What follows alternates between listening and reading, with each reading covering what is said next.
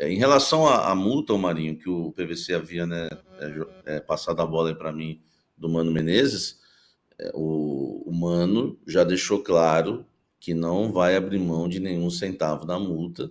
A gente viu, né, a nota oficial do Mano, não foi nem um pouco amistosa, claro, né, agradeceu a torcida, tudo. O Mano sai bastante chateado, porque ele fica sabendo, né, do encontro da diretoria com o Zanardi.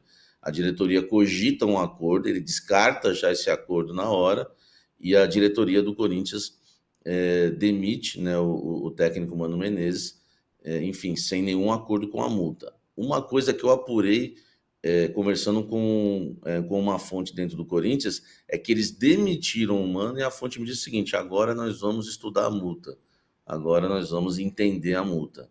Então a diretoria do Corinthians agora vai querer entender a multa, né, para saber se tem alguma brecha, o que se pode fazer, enfim. Mas o Mano Menezes foi demitido assim, ó, tchau, e a gente agora se vira, porque o Mano realmente não ia abrir mão da multa. Eu acho que eles já imaginavam isso, tentaram, né, um acordo, o Mano já refutou isso logo de cara, e agora fica essa questão, tá? O Corinthians vai ter que chegar a um acordo com o Mano.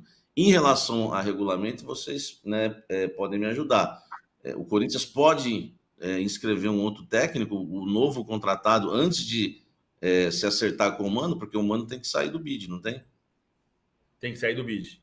Tem que sair do bid. Ele tem que fazer o acordo com o bid. E a multa, vamos voltar no tempo que, na época, a gente até teve informações desencontradas, mas a multa, estamos falando de 9 milhões, mas é mais do que isso. Sim. Porque a multa, o contrato do Mano era até o dezembro de 2025. Então, o Mano estreou no dia 30 de setembro, no Clássico contra o São Paulo. E o que se dizia na época é que a multa seria a totalidade dos salários dele até dezembro de 2025. O que imediatamente a gente conseguiu corrigir com a informação certa, que era o contrato do Mano ia até dezembro de 25, e se fosse demitido antes do início de 2025, o contrato pagaria de multa todo o salário restante de 2024. Então, o que o Mano tem para receber?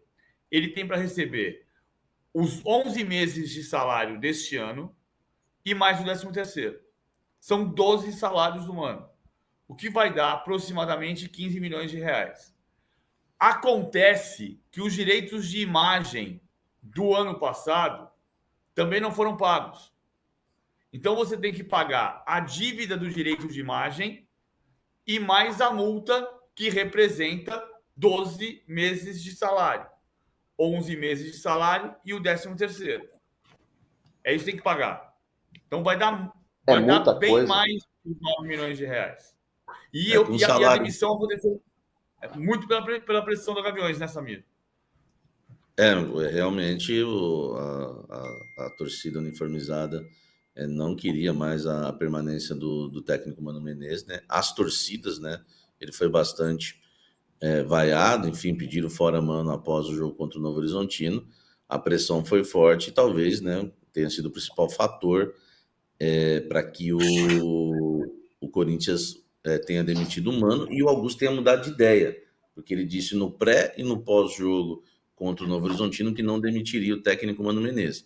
Uma informação que eu recebi agora, tá, que a diretoria deve se reunir hoje com torcedores uniformizados, não sei qual a torcida uniformizada ainda, mas eles vão ter influência também na escolha do novo técnico, além da queda do Mano, vão ter influência também na escolha do novo treinador.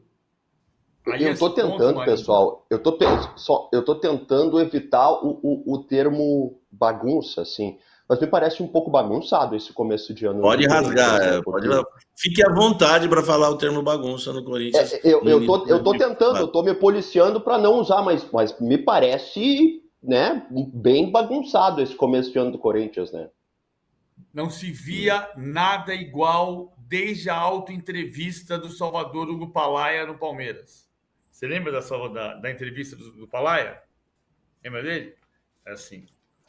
Eu estou aqui com uma lista de perguntas que eu sei que vocês vão me perguntar isso. Então, se vocês me perguntarem isso, eu respondo isso. Mas vocês também vão me perguntar isso. Se vocês me perguntarem isso, eu respondo aquilo. Mas se você me perguntar aquilo, eu respondo isso. Desde Salvador, Hugo Palaia e José Augusto Bastos Neto no São Paulo, que foi o homem que disse: a torcida pede, queremos jogador, jogador, jogador. A torcida não fala, queremos amortecedor, amortecedor, amortecedor. Porque era a época que o Morumbi estava em reforma e precisava comprar os amortecedores para o estádio voltar a ser aberto. E ele dizia isso. Desde a alta entrevista de Salvador Hugo Palaia, não se via nada igual ao que a diretoria do Corinthians fez ontem. Não, eu estou rindo para não chorar. É muito triste o que está acontecendo em termos de desorganização no Corinthians. A cláusula, voltando para a cláusula do Campeonato Paulista, o Marinho tem razão quando diz que é preciso criar, é absurdo você precisar criar uma cláusula para conter as demissões de técnico. Essa cláusula, ela existe na Itália. Em 2001, por exemplo, Marcelo Lippi foi demitido pela Internazionale na primeira rodada do campeonato e a Inter passou o campeonato inteiro sem poder contratar um técnico da elite italiana. E o Lippi só pôde trabalhar na temporada seguinte, quando voltou para a Juventus de Turim. Naquela temporada, a Inter foi dirigida pelo Marco Tardelli, que não tinha experiência como treinador de elite e dirigiu a Inter a temporada toda por causa de um caso assim. Então, não é uma novidade absoluta, mas é muito criada no Brasil por essa cultura que o Samir está dizendo, do torcedor exigir a queda do técnico. E isso derrubar planejamento. Você vai dizer, a diretoria gastou os tubos para demitir. Mas chegam a momentos em que você não... Quem tem que segurar a onda é o presidente do clube. Mas há momentos em que a pressão é muito forte. Foi o que aconteceu na demissão do Silvinho, por exemplo, 2 anos atrás. E os bastidores dessa queda do Mano Menezes, eu vou querer ouvir do Samir daqui a pouco também, e essa participação tão forte das organizadas nas decisões do Corinthians, né? O Samir informou agora há pouco que a direção do Corinthians deve ouvir a torcida, uma torcida, inclusive, na hora de tomar a decisão sobre o próximo treinador. Mas antes disso, eu quero chamar aqui mais uma estrela para participar do De Primeira. André Hernan está aqui conosco e nós estamos tratando, Hernan, dessa situação do Corinthians, dessa mudança, dessa surpresa com a regra que impede o Márcio Zanardi de ser contratado pelo Corinthians. Eu queria te ouvir também sobre essa questão do regulamento, esses bastidores, esse universo bagunçado do Timão nesse começo do ano. Bom dia, meu amigo.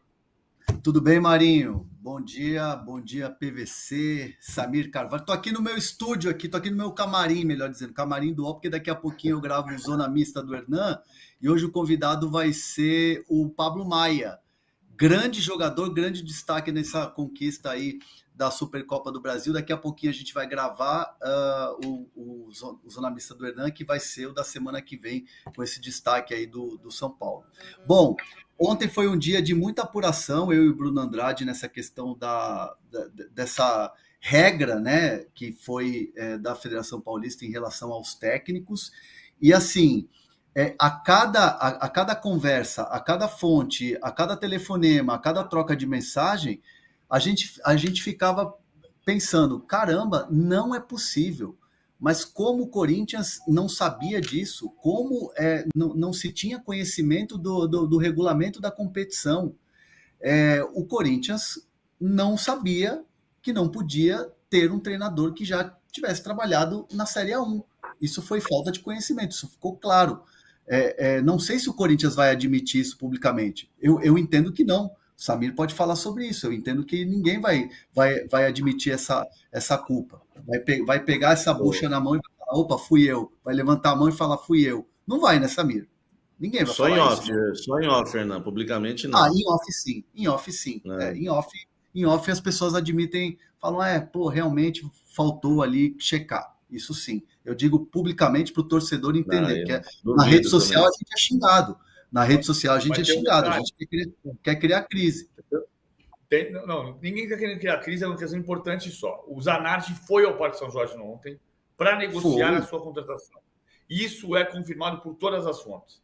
Todos os lados. Ninguém é advogado, nem torcedor é advogado de dirigente. O dirigente é funcionário do torcedor. Esse é o ponto. O dirigente está lá para não fazer bobagem e montar um time que agrade a torcida, que dê felicidade à torcida. Então, quem tem que cobrar é o torcedor que vai para a rede social, desculpa, vai bater na porta do presidente. Foi ele que chamou o Zanardi para conversar. E isso está confirmado por todos os lados. Todos os lados confirmam que o Zanardi foi ao Parque São Jorge ontem para negociar a sua contratação.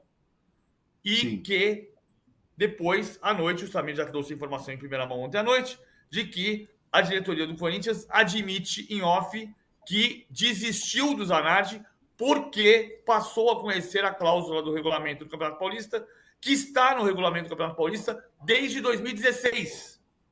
É a nona temporada que o regulamento prevê isso.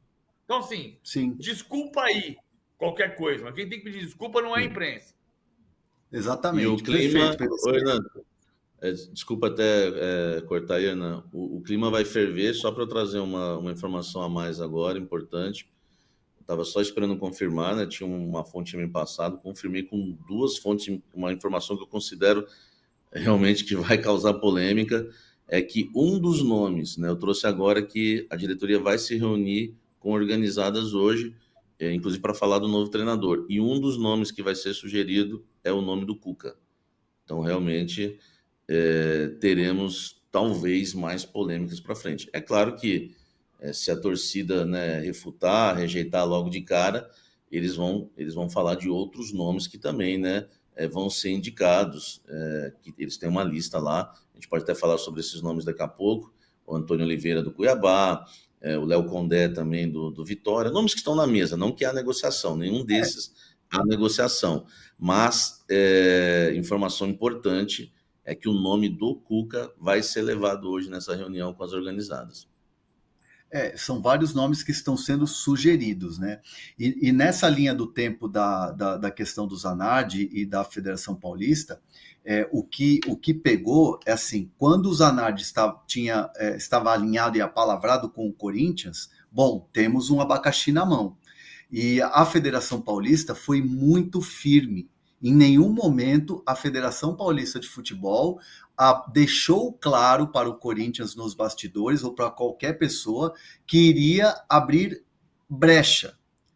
A Federação Paulista foi bem clara e disse o seguinte: não vamos abrir brecha. Se o Corinthians quiser, mesmo assim, escrever um treinador fora do regulamento, quiser abrir aqui, colocar o treinador e sair do regulamento, vai pagar uma multa administrativa. Ah, mas e se quiser jogar pagando essa multa administrativa?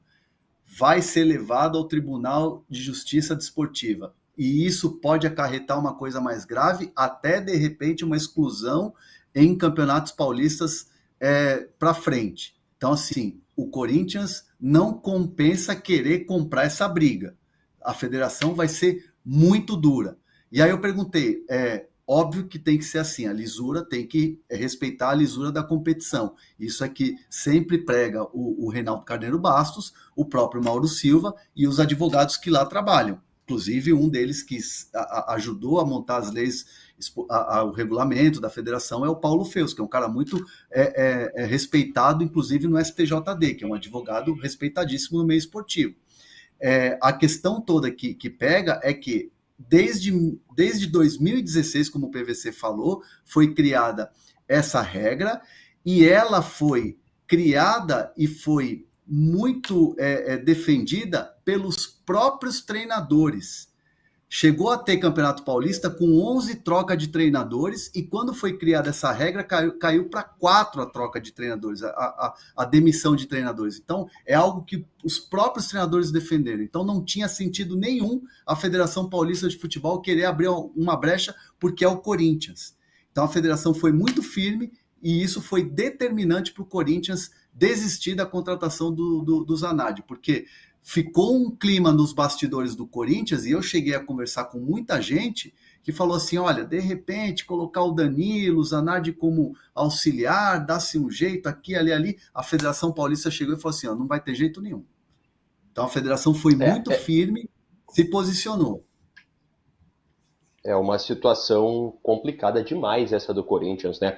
O Corinthians é o assunto também da nossa enquete. Eu queria chamar você a participar aqui da nossa enquete, que pergunta se o Corinthians estava certo aqui em liberar o Mano Menezes, né? Se tem solução, se vai se recuperar depois da saída do Mano Menezes. Sim ou não?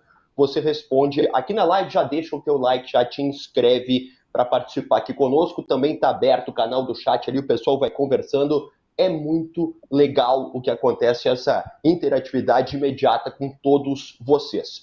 Eu queria chamar mais uma estrela aqui para nossa conversa, para o nosso de primeira, o Perrone, que vai entrar daqui a pouquinho o Perrone vai entrar conosco. Antes disso, Samir Carvalho, fala para a gente quais são os próximos passos, os próximos detalhes dessa conversa que vai ter entre direção e organizada, até com a possibilidade de sugestão do Cuca. O que isso impacta e o que isso implica no futuro do Corinthians? Implica diretamente na escolha do novo técnico, né? É claro que o nome do Cuca não vai ser o único nome discutido nessa reunião, mas é o nome que mais precisa de aprovação por tudo já o que aconteceu no ano passado, quando o Duílio contrata o Cuca e tem que demitir o treinador já de forma quase instantânea, né? Tudo bem, o Cuca comandou o time, classificou o time na Copa do Brasil, mas a gente sabe toda a polêmica que foi envolvendo o Cuca. É claro que o processo dele, né, avançou, enfim, é uma situação bastante polêmica, principalmente pelo fato do Cuca já ter dividido, né, a torcida corintiana no ano passado, a contratação dele pelo Duílio Monteiro Alves. Então, assim, vários nomes vão ser sugeridos, né? Nem tantos, né? Mas alguns nomes, alguns até citei, mas o Cuca é o nome que a diretoria quer saber realmente o termômetro da torcida, né? Porque existe uma grande ala hoje que aceita o Cuca, tá? Eu tenho um feedback. Ontem, por exemplo, com 14 mil pessoas numa live, a maioria pedindo o Cuca, e tem uma outra parte da torcida que não aceita de jeito nenhum. Assim, não dá para. Aí tem que fazer uma boa enquete aí para a gente saber realmente se esse assunto tá dividido ou não, que lado puxa mais, né? A torcida aceita, tem mais rejeição ou tem mais aprovação. Mas dos nomes que vão ser sugeridos, esse é o nome que a diretoria tem mais expectativa para saber em relação às organizadas o que elas acham, né? Tem outra coisa, né? O Corinthians já está uma bomba atômica, né? Tudo que o Corinthians menos precisa agora é mais polêmica.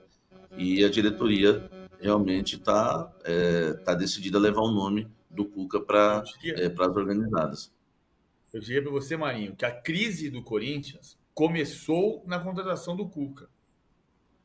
Ela se deu exatamente na contratação do Cuca. E a entrevista recente do Júlio Casares, quando para o Benja, que o Casares diz que quando o Corinthians sofreu uma derrota, e aí havia a questão do Luxemburgo, do Luxemburgo não, antes, sofreu a derrota para o Argentino Júnior, ainda com o Fernando Lázaro, que o Júlio Casares deu o sinal para o Belmonte e para o Rui Costa: vamos contratar o Dorival Júnior.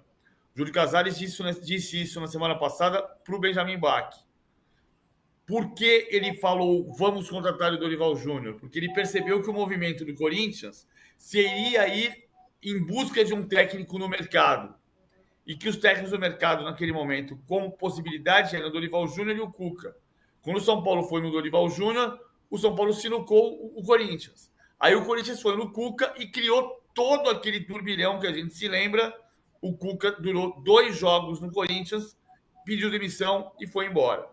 De lá para cá, uma coisa mudou, que é o fato de o Cuca ter pedido para a Justiça Suíça a reabertura do processo em que foram condenados 4 jogadores, Chico, Fernando, Henrique e Cuca, por violência sexual em 87, e a Justiça Suíça disse que não podia reabrir o processo porque o processo estava prescrito, então a Justiça Suíça anulou o processo. Isso anula o processo, não anula o caso. Então, a gente não sabe como vai ser a reação na possibilidade de retorno do Cuca. Fato é que a crise do Corinthians se agrava profundamente no episódio Cuca no ano passado.